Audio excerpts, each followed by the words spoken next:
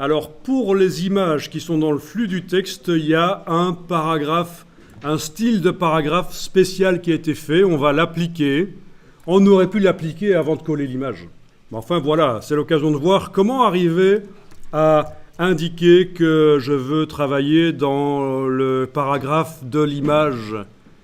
Il faut se mettre, par exemple, au tout début du paragraphe qui suit.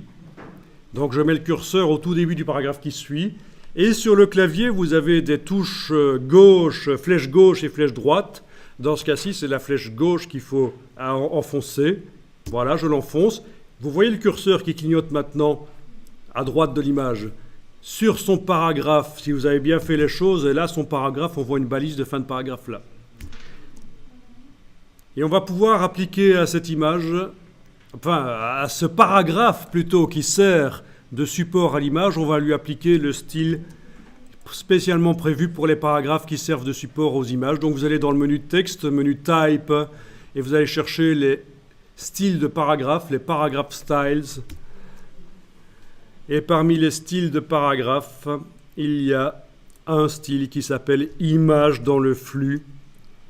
Vous cliquez dessus, ça bouge un peu les choses, voilà, c'est pas mal. Si vous voulez, vous pouvez aller vérifier l'autre image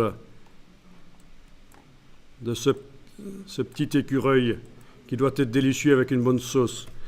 Eh bien, elle aussi utilise le style image dans le flux. Regardez ça. Je clique sur le paragraphe de texte qui suit. Avec la touche, la flèche gauche sur le clavier, j'enfonce la flèche gauche. Je suis maintenant dans le paragraphe. Et je vous ai dit une bêtise, elle n'utilise pas le paragraphe qui sert de support, n'utilise pas le style image dans le flux.